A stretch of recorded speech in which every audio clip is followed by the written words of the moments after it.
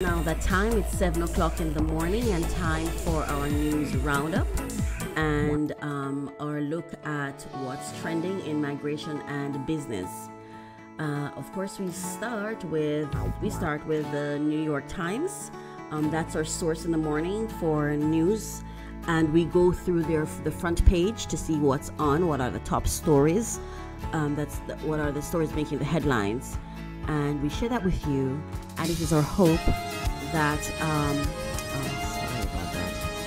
It is our hope that this information is useful for you, and that it at least gets you into the awareness of what's happening. So today, in the New York Times, we're looking at the major headlines, what's making the headlines, and we also share with you a little bit of the stories that are shared on the front page of the New York Times. The New York Times, all the news that's fit to print.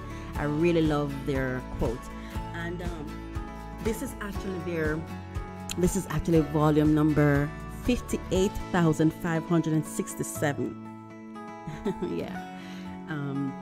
And we're very thankful for it. We're thankful for the people at New York Times, the people who do the work, the people who fund the work, and we're very, very grateful. Today is January 9, 2020, and it's a Thursday, and the time right now is 7:01 in the AM, and I am DJ Kelly. You're listening to UMERADIO out of Bronx, New York.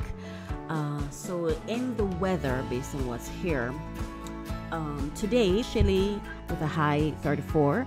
Tonight will be mostly cloudy, not so cold, low 32. And for tomorrow, mostly cloudy, noticeably milder afternoon, high 51. And the weather map can be found on page A24. So the photo, every morning I try to describe the photo that's on at the top of the page. Which is the main photo, and today's photo is a photograph, a picture of it's in the White House, and you see President Trump at the microphone, or seemingly coming to the podium where the microphone is, and you have 3 officers on both sides of him. That's 6 in total, 3 on his left and 3 on his right, all looking to him. Standing at attention. Interestingly, those on his left seem to be in the security or military or security officers. So you can see them standing at attention. And then I think this is, I'm not sure who it is, so I'm not going to say, but I'm going to tell you what the headline, what the writing under the photo says in a minute. And then on the other hand, you can see as well somebody who's an officer, seeming like security, and then others in plain suits. So that's the photograph, and it seems that you can see the door that he came through that is slightly open, as though it's automatically closing behind him, and so you can still see a little peek of the sun through beyond him, and then the 2 flags on both sides, and then there's a podium with a crest, and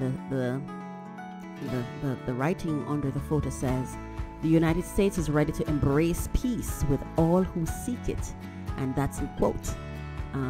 That's a direct quote from President Trump, and he said that Wednesday at the White House. So, in quote, the United States is ready to embrace peace with all who seek it, President Trump said Wednesday at the White House, where I'm certainly happy to hear that. Let there be peace. Let there be peace. In the headlines, U.S. and Iranians lower tensions, at least for now. Tehran appears to be standing down, Trump says in televised address. And the story under that is, and the story is written by Peter Baker. I like to credit the people who do the work, so we could benefit from it. And this is out of Washington. President Trump backed away from further military action against Iran and called for renewed diplomacy on Wednesday as the bristling confrontation of the past 6 days eased in the aftermath of an Iranian missile strike that seemed intended to save face rather than inflict casualties. Open quote. Iran appears to be standing down, which is a good thing for all parties concerned and a very good thing for the world, Mr. Trump said in a televised statement from the Grand Foyer of the White House, flanked by his vice president, cabinet secretaries, and senior military officers in their uniforms. Open quote, the United States, end quote, he added, is ready to embrace peace with all who seek it. The president sounded as eager as the Iranians to find a way out of a conflict that threatened to spiral out of control into a new full-fledged war in the Middle East. While Mr. Trump excoriated Iran's campaign of terror, that's quoted, open quote, campaign of terror, murder, mayhem, end quote, and defended his decision to order a drone strike, killing the country's top security commander.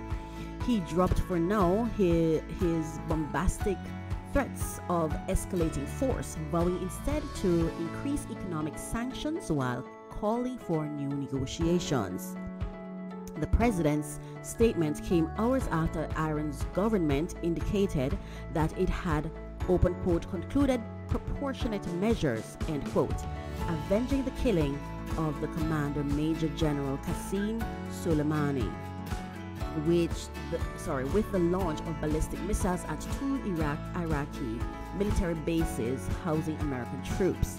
The missiles did not result in any American or Iraqi deaths, an outcome interpreted by some analysts as a deliberate attempt by Iran to claim it had responded without provoking Mr. Trump. That story continues on page A8. In other headlines, we have 3 hours from alert to attacks. The race to protect U.S. troops.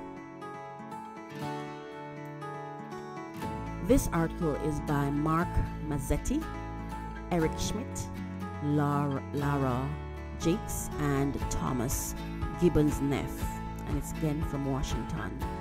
The alert came to the White House shortly after 2 p.m. on Tuesday, a flash message from American spy agencies that officials sometimes call a squawk.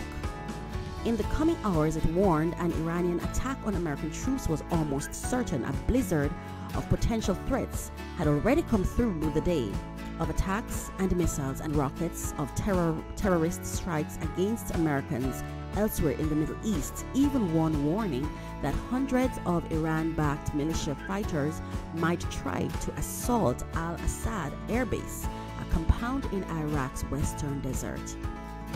But the specificity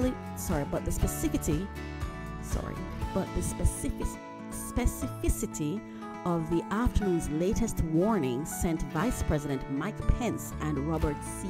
O'Brien, the White House National Security Advisor, to the basement of the West Wing, where aides were assembling in the Situation Room. President Trump joined shortly after, wrapping up a meeting with the Greek Prime Minister.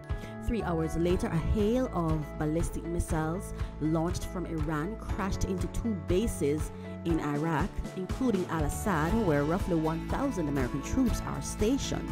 The strike capped a frenetic day filled with confusion and misinformation, where at times it appeared that a dangerous military escalation could lead to a broader war. Mr. Trump spent hours with his aides monitoring the latest threats.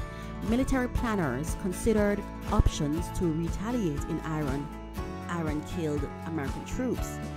The early warning provided by intelligence helps explain in part why the missiles exacted a negligible toll, and this story continues on page A10. Another headline or story is its barrage left little damage, but Iran has deadlier weapons. And this story is by David D. Kirkpatrick, and Ronan Bergman. American military and intelligence officials were stunned at the precision, scale, and sheer boldness of what they later concluded was an Iranian attack. 4 months ago, a swarm of low-flying armed drones and cruise missiles struck oil tanks in the central hub of the Saudi petroleum industry, catching Washington by surprise and temporarily knocking out 5% of the world's oil supply. Almost no country in the region, Israel may be the exception, could have defended against it. The Iranian, every now and again I say Iran, forgive me.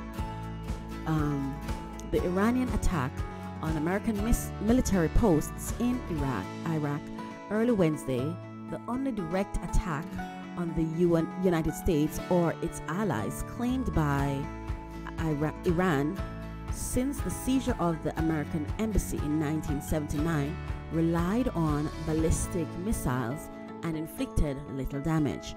But the tensions between the United States and Iran at the highest level in 4 decades, the unexpected success of the September strike on the Saudi oil facilities is a stark reminder that Tehran has an array of stealthier weapons in its arsenal that could pose far greater threats if the hostilities escalate.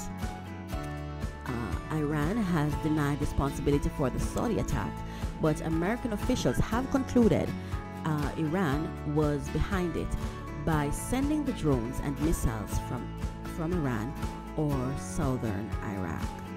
And that story continues on page A6. In other news, and I'm seeing where most of these stories are around the same, the top stories, and that's 1, 2, 3, 4 top stories on the front page is around the issue in Iran. President Trump, the headline says, and it says news analysis, a president's mixed messages unsettle more than reassure by David E. Sanger. President Trump opened a small window for diplomacy with Iran on Wednesday, but combined his words with bold threats that made it hard to see how the two countries could break out of their cycle of confrontation and revenge. The speech was, in many ways, the sound of muddled policy. It showed that after 3 years in office, Mr. Trump has yet to resolve the two conflicting instincts on national security that emerged from his speeches and his Twitter feed: bellicosity and disengagement.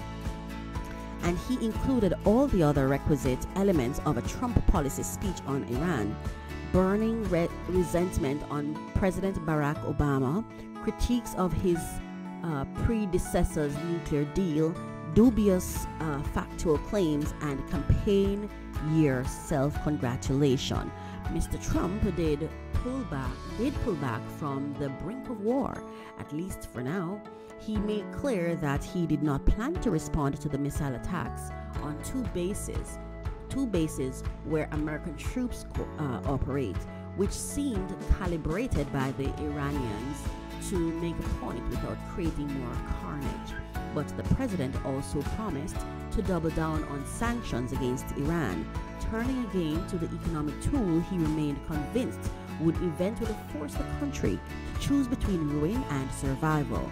Beyond saying the United States, open quote, is ready to embrace peace with all who seek it, he presented no path forward for the two adversaries of 40 years.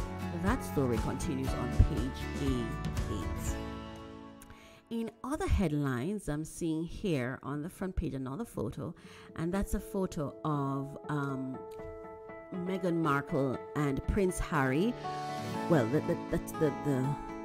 the headline under the photo says Meghan Markle and Prince Harry are planning a progressive new role in quote, partly in North America.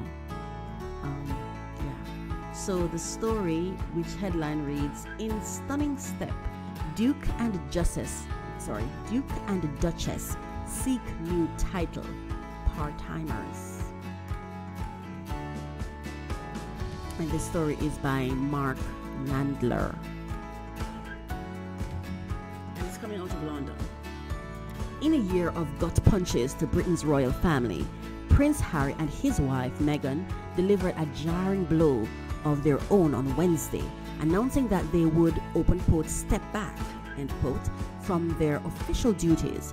It was an extraordinary retreat by the popular prince and his American wife, who had grown increasingly isolated within the House of Windsor since their wedding in 2018.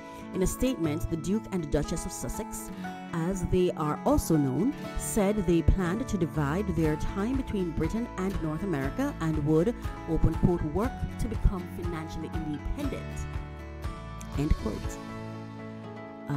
Open quote again, after many months of reflection and internal discussions, we have chosen to make a transition this year to carve out a progressive new role within this institution, end quote, the couple said in a post on their Instagram account.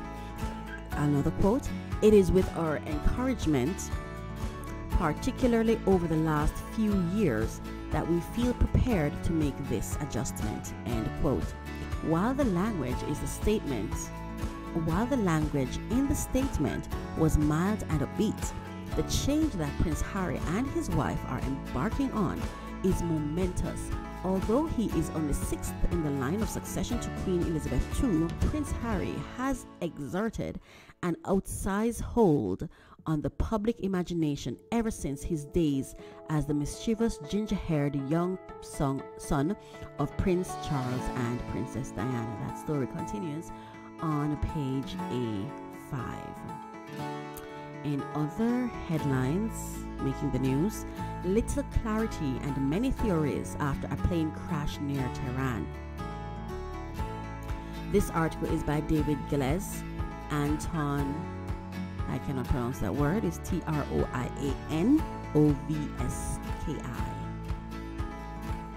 Yes. Travanovsky, something like that.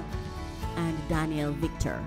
The mood in Tehran was tense on Wednesday morning when Ukraine International Flight 752 took off, bound for KYIV. Just hours earlier, Iran had fired missiles at two bases in Iraq that housed American troops. The Iranian forces were on alert for an American counter-strike. Nothing was unusual about the plane's takeoff and ascent, according to preliminary satellite data. But minutes into the flight, the Boeing 737 was engulfed in flames as it plunged to the ground, killing at least 176 people on board. In the best of circumstances, determining the cause of an international plane crash can take a year or more of difficult investigative work and involve investigators from multiple governments. Resolving what happened over the skies of Tehran may prove even more complicated given the tensions between Iran, where the plane went down, and the United States, where it was built by Boeing, a company in the midst of crisis after two deadly accidents involving another 737 model. The immediate aftermath of the crash brought confusing and contradictory statements from Ukraine and Iran. Ukraine's embassy in Iran initially issued a statement ruling out terrorism or a rocket attack, but the statement was later removed from the embassy's website and replaced with one saying it was too early to draw any conclusions. Open quote, all possible versions of what occurred must be examined, end quote, President Volodymyr Zelensky of Ukraine said in a Facebook post, adding that Ukrainian experts would travel to Tehran to investigate and recover the bodies of Ukrainians. The story continues on page 18. In other headlines in the business news, pages B1 to 7, not your standard fugitive. Far from lying low, the deposed auto executive Carlos Ghosn laid out his case against Japan's justice system. Manipulating the fire debate, the Murdoch media empire is accused of shifting blame for Australia's blazes to play down climate change. In international headlines, prospects brighten in Taiwan. China's hostility in Hong Kong has reversed the political fortunes of President Tsai Ing-wen ahead of Saturday's vote, raising alarms in Beijing. Smiles amid, and that story is on page A4. Smiles amid a looming split. Leaders of Britain and the European Union met as they faced the daunting task of untangling trade deals. That story is on page A13, and that was in international news. And now, from New York, insurance substitute inquiry. The state subpoenaed a Christian Health cost-sharing affiliate that doesn't guarantee to cover medical bills, and that story is on page A20. We spoke about this earlier. I think it came earlier this week. In national news, aftershocks rattle Puerto Rico. Thousands of Puerto Ricans slept outdoors, wary of new tremors after a 6.4 magnitude earthquake. That story is on page A14. Pressured by right and left, Elizabeth Warren was riding high, but she has struggled to gain ground with both the left-wing Democratic base and the party's moderates. That story continues on A17. And in sports, which is on pages B8 to 10, the Cajun Cookie Monster, LSU coach Ed Orgeron takes on cultural stereotypes and endears himself to football fans with his voice.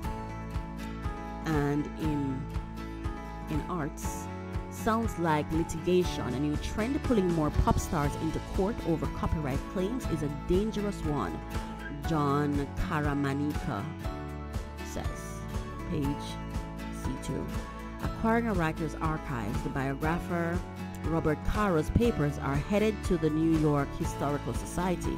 Below, you can see on the page they had a photo of his typewriter, page C1. Thursday styles from pages D1 to 6, wardrobes for lease. Even stylish men don't see much point in renting clothes. Some companies want to change their minds. Stylists join the team. It's not just film stars who pay for advice on what to wear. Athletes and others are getting help too. And that ends the headlines and what's in the news for today. Now we're going to look at some migration trends, and our information today is coming from Medium. That's medium.com, which so yeah, the story is a contribution from the IOM, UN Migration. So yeah, it's an official account of IOM, the United Nations Migration Agency. And IOM, of course, is International Organization of Migration. And we talk about migration because one, it's a topical issue, and two, once you travel, you are vulnerable to migration issues and challenges, and so the information is relevant, and so we like to talk about it because we are a Caribbean influenced New York station, and of course, New York is like the hub of culture. You know, it's about people from so many different countries and cultures and backgrounds and so on. So migration, for it to be such a melting pot, migration would have played a key role in the culture. So we like to talk about the issues around it, and today I'm going to be sharing with you from medium.com 5 facts about migration. Of course, this is posted under the official page of the IOM, which is the UN Migration Agency. You can see there's a photo on the page of a little, it looks like a little girl carrying a basket full of things on her head. In the far back you can see huts, thatch houses, or thatch huts it seems, and it's like a cow or something in the far distance, but it's like dry land, and then you can see some trees and stuff. I'm just trying to describe it for you. So it's a photograph by Shukri Mohammed Abdiker, editor Olivia Heedon, and the photo, also the article is by those persons, and the photo is an IOM/Amanda Nero photo. So here are 5 things you may not know about migration. Number 1, the earliest human migrations are estimated to have taken place around 1.8 million years ago. This was when Homo erectus began to migrate out of Africa and into Eurasia. Number 2, the poorest countries have the least emigration. That is, people leaving the country to live abroad.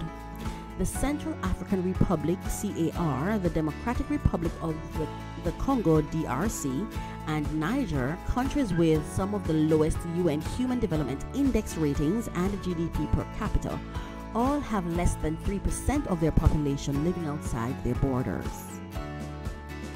Number 3, if one were to combine all remittances for every country, the total amount of money would be a little over double the total amount of foreign aid received across the globe. Number 4, at least 1,000 French-born people can be found in every country of the world, the largest spread of migrants from a country.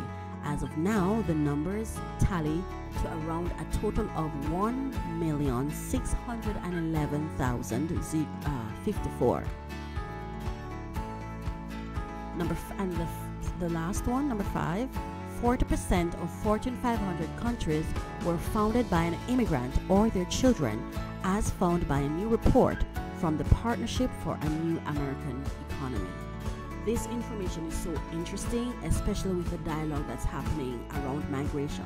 And reports show or have shown that conversations and communication around migration is not evidence-based. And so with that said, it's important for us to know what really is happening and be clear about it. You know what I mean? Yeah, I think it's important. And I just want to share with you today the process by which one applies for a non-immigrant visa to the United States. So we're of course getting the information from USA.gov, the official site, to make sure that whatever information we share is it says an official website of the United States government. I want to make sure that information we're sharing with you is actually accurate. To learn how to apply for different types of non-immigrant visas for tourists, students, business travelers, and future spouses. Also find information about the visa waiver program and how to get a job in the United States as a foreign worker. So how to apply online for a business or tourism visitor visa to the United States. If you're planning a brief visit to the United States for business or tourism, you might need to apply for a visitor or a transit visa. These are the steps you should take. Number 1, find out if you need a visa.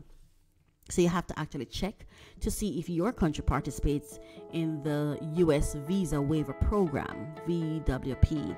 If you don't see your country listed, you will need a non-immigrant visa to visit the U.S. Number 2, determine which visa you might need for your visit.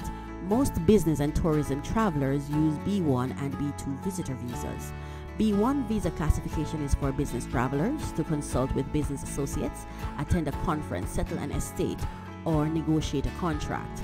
And the B2 visa classification is for tourists on vacation and people coming for medical treatment, a social event, or participation in amateur contests for no pay. Transit visas are less common. Transit C visa classification is for foreign nationals traveling through the U.S. to another country and stopping briefly in the U.S. as part of their travel to the next foreign destination. Then there is the Travel C1D and C1D visas.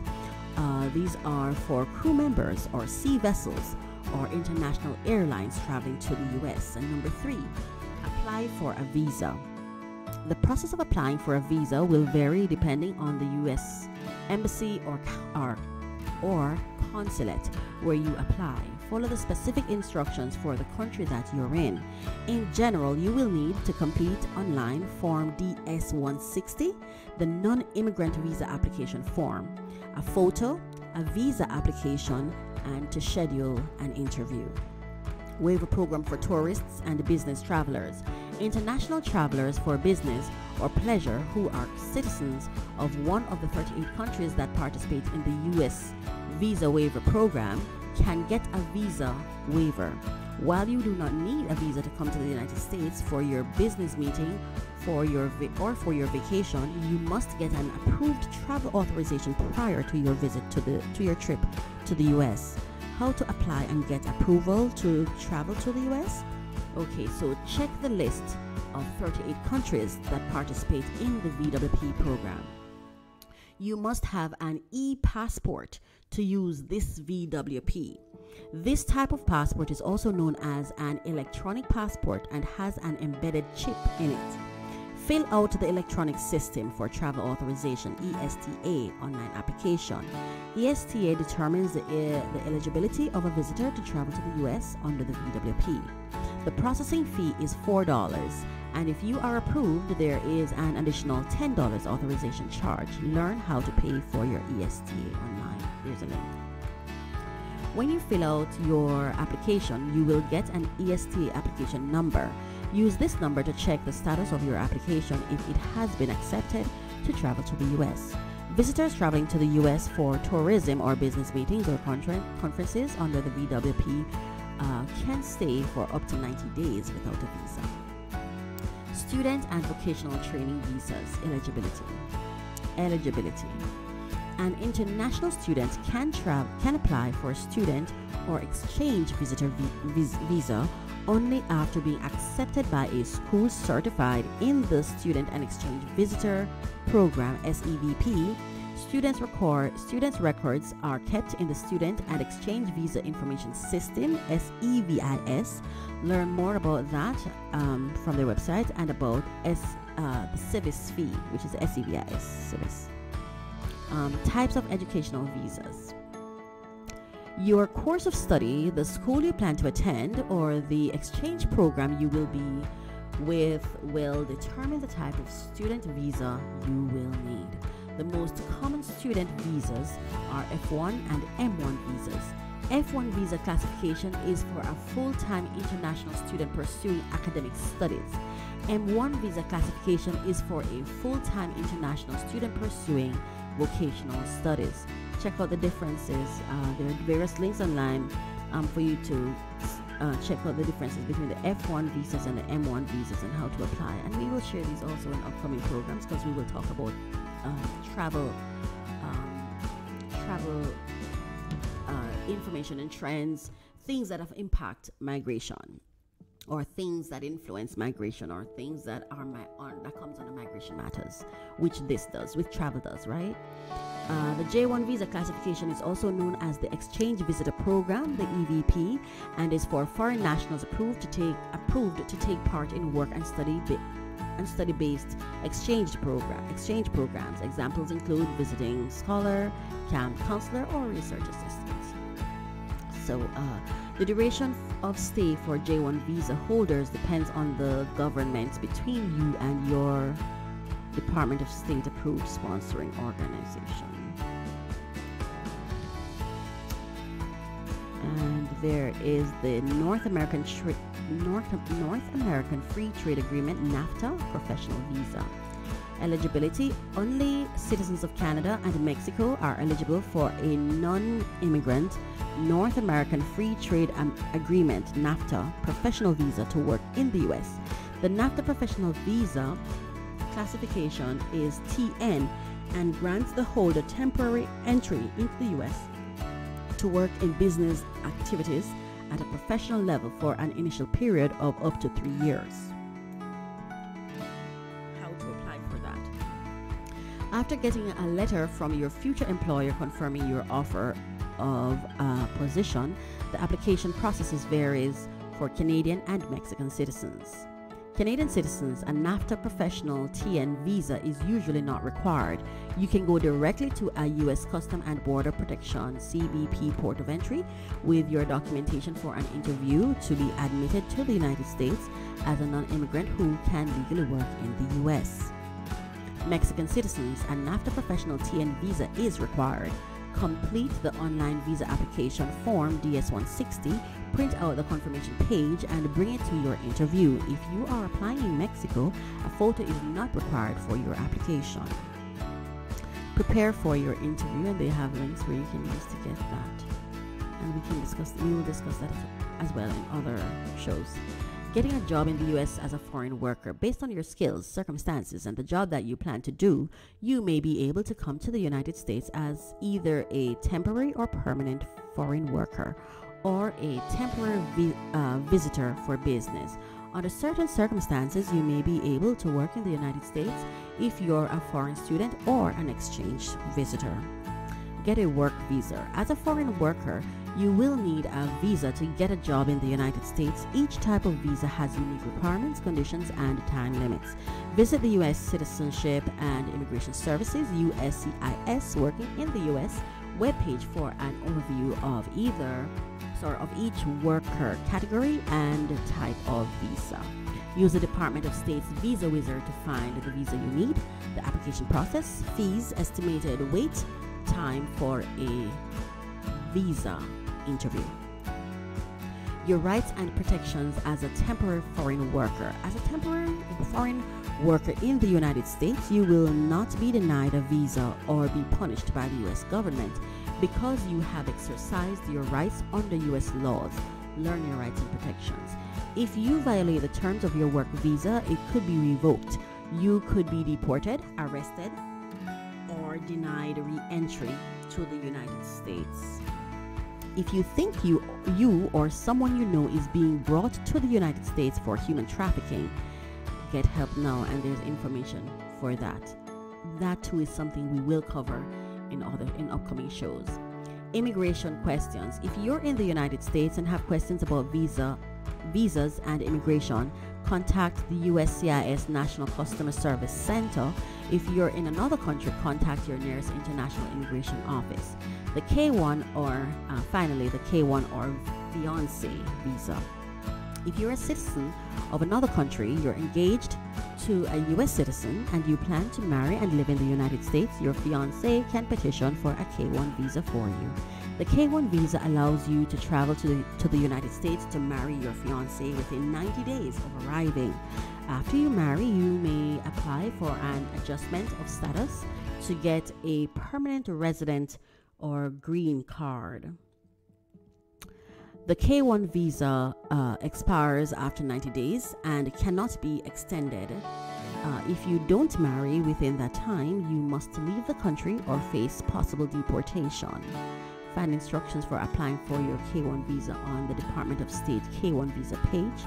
Download forms for your fiancé to petition for your visa and for you to apply for authorization to work. Find these on the U.S. Citizenship and Immigration Services fiancé visa page as well. And that ends our roundup on migration trends. And today in Migration Matters, we looked at applying for non-immigrant visa to the United States. The next thing we're going to be talking about finally is business trends. And today, in today's business trends, we're going to be looking at as published by LinkedIn Talent Solutions, the complete guide on to onboarding new hires. Are you an entrepreneur, or do you work for an entrepreneur, or are you a business owner, or do you work for a business owner? This information is important for you. We talk about consumer trends, business trends, so that our listeners can be empowered, can be inspired, can be informed on what the trends are for 2020 and forward, right? So you can make informed decisions. So a 45-day checklist to take you from pre-arrival through the first month and beyond. This is important for entrepreneurs or business owners, but it's also crucial for employees or people who work with, or stakeholders or partners or collaborators who work with business owners, because now you will know what they need to do and how they should treat you if you're the worker, and if you are the employer, then you know how to treat your workers. So we all need to be informed to claim our individual respective rights, right? Ensuring happy new hires. When a new hire joins your company, the first few months set the tone. If things go smoothly, the process can improve their long-term satisfaction, job performance, and retention. As a manager, you play a critical role in the success of every new hire. The checklist and the tips in this guide will help you find an effective, scalable onboarding program. Are you ready? Are you ready? Ready? Okay, let's get started. Okay, so there are 6 main areas on the onboarding checklist, right? And it says here everything you need to onboard a new hire is here, including 6 helpful checklists. So there's 6 key helpful checklists, and today we're going to go through phase 1, which is pre-arrival. So this is before their arrival. Onboarding sets the stage for the entire employee experience. 1 in 5 new hires leaves within the first 4 to 5 days of starting a job. That can be costly. Absolutely costly. I'm an entrepreneur 8 times round. It's very costly. Recruiting and retention is such a costly thing. It's important to have the information. Okay, but you can avoid it by putting the right processes in place. In fact, after a strong onboarding process, employees are 2.8 times more likely to say they have the best job. 58% more likely to stay for three or more years. A well-structured onboarding program will get your new employees off to a great start. It helps set expectations and define your culture while helping people feel like they belong.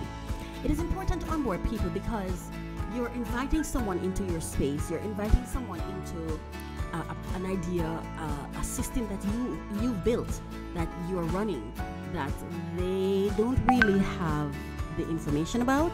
So it is important for you to really get them informed on what your expectations are, what's available to them, the how-tos of getting about doing their jobs and excelling and growing in your business, in your company, because when they grow, your business grow as well.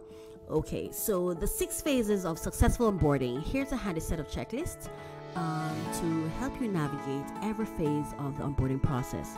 Number 1, phase 1, pre-arrival, which we're going to talk about, getting everything ready for your new hire even before they arrive. And phase 2 is first day, making your new hire feel welcome, comfortable, and confident.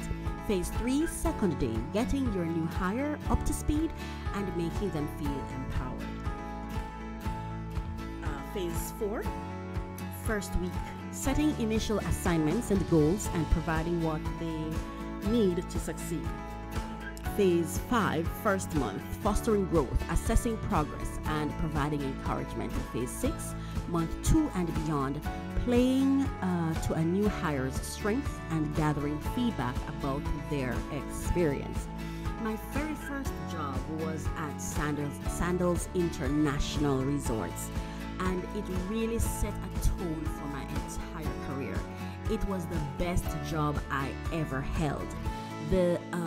I remember when I got there, we had, I think it was 2 weeks of training, but I later understood that to be onboarding. And then when we were done, they actually gave us a certificate of completion. It did so much for me as a young person, just coming out of college, just starting a full-time job for the first time, because I worked in college, but that was different because I worked with the university, so it was very different. So this was my first corporate, customer care centered, by the way, job, and it really set the tone for who I became as an employee and as an entrepreneur, right?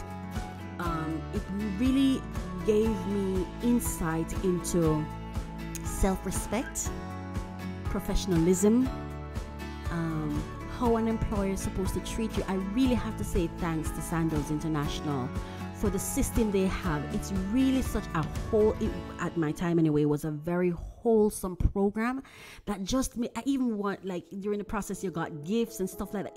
You just felt so valued.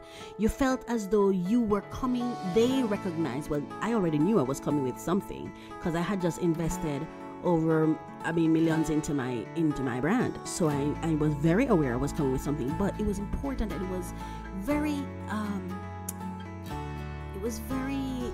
enlightening for me and very appreciated by me that they took the effort to show me that they recognize my value, and they recognize that they need people like me to make their business a success. It was important that they were making that statement by having this intensive and thorough onboarding process. It was really, really an inspiring process for me. And so not only did it color my employee experience moving forward every time I went to a company, and that was the only company that did that with me. So whenever I went to other companies, I would do my own onboarding process if they didn't do it for me.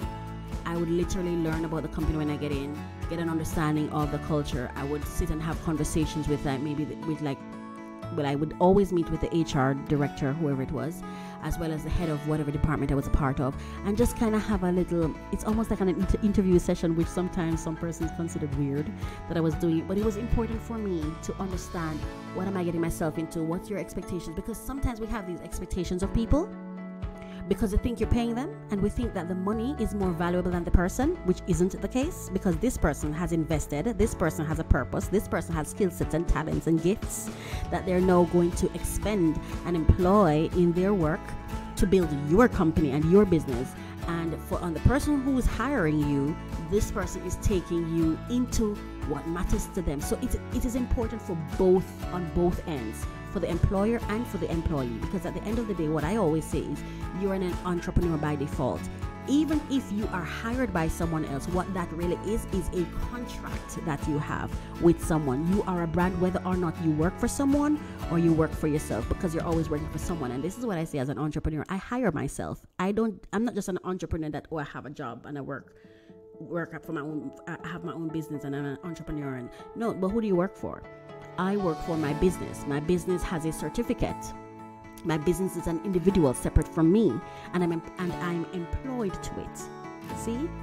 So these are important things. So you can even have your own onboarding practices in your own personal brand or company or entity.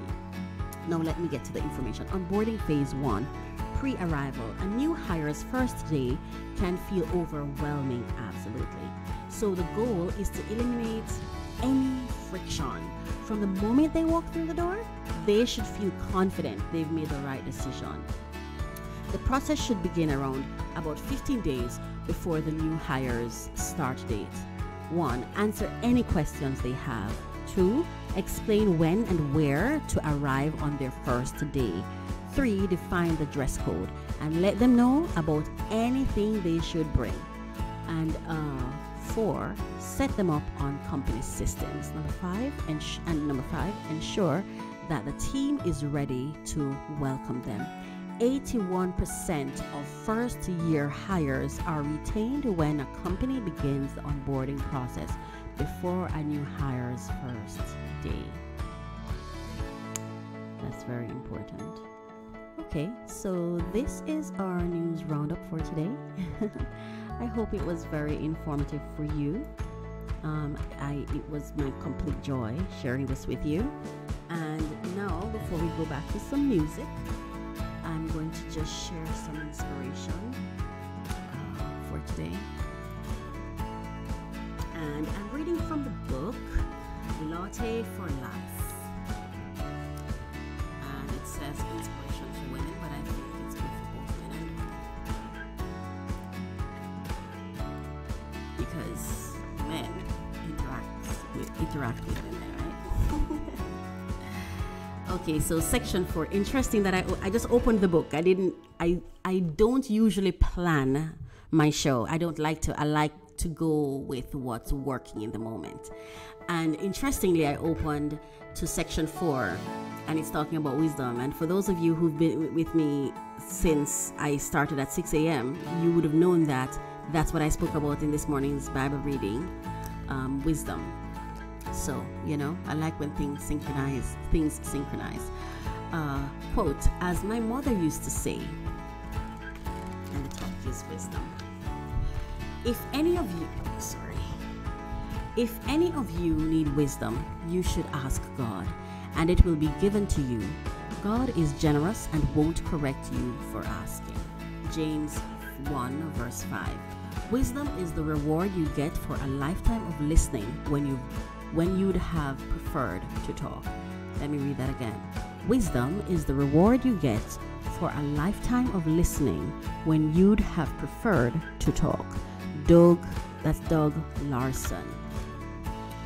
The older I've gotten, the more I've heard myself uttering the words, well, as my mother used to say. It's almost become a joke among my friends, and they'll start to grin even before I can get some pitty proverb out. Well, for me personally, the author say, as my mother would say, but for me it would be, my father used to say. Yeah. And then I would repeat all the things that used to irritate me that he would say. And that's what's so funny, right? I don't know if it happens for you, but for me, I used to be so irritated. Like really, again, Daddy? Like, yeah, I know you're from that age. That's what I used to think. And now I'm repeating the things he said to me. Interesting. Yes. In fact, some of my mother's sayings are quite humorous, filled with homespun advice and earthy metaphors. Like the day she was canning some beans and told me she was hotter than a tent preacher in July. We're from Alabama, and I can assure you that camp meetings in the summer can get pretty hot. It's not just the down-to-earth proverbs, however, that I depend on. My mother's wisdom sometimes amazes me. I began to ask her advice on people and situations when I was still just a kid, and she has seldom steered me wrong. When a kid was trying to bully me in junior high school, her advice helped me ease the situation in just a few days. When dealing with a variety of men in college had me spinning in confusion, she helped me find my feet again. She taught me how to handle work, money, even my faith. I once asked her about the source of her wisdom, and she responded, a little bit of living and a whole lot of prayer. My mother had learned to rely on God for her guidance and inspiration, which had made her invaluable to her friends and family. Even the tiniest problems were turned over to God, which gave her the confidence to help out those who came to her for advice. I think it's very revealing that wisdom in Scripture is portrayed as a woman. See Proverbs 1:20-21. Since women seemed to have an instinctual sense of how to take the little lessons of life and Scripture and use them to nurture those they love. Even more encouraging is this reminder from James that if we ever think we're lacking in wisdom, all we have to do is ask, and God will provide both wisdom and the confidence to use it. There is wisdom of the head and a wisdom of the heart. Charles Dickens. Wisdom is oftentimes nearer when we stoop than when we soar. William Wordsworth. Here's a wisdom fact from Proverbs 3:13. Joyful is the person who finds wisdom. And finally, a latte for life moment. A good way to show love to a friend, a steaming latte and quality time with wonderful you. I'm going to share this song with you now. You're listening to UME Radio Morning Show. It's now 7:54 in the morning, and coming up at 8 o'clock is our interview feature. And today we're going to be hearing from Michael Schneider. And Michael Schneider is, at the time of the interview, he was a federal attorney who represents deportees or detainees.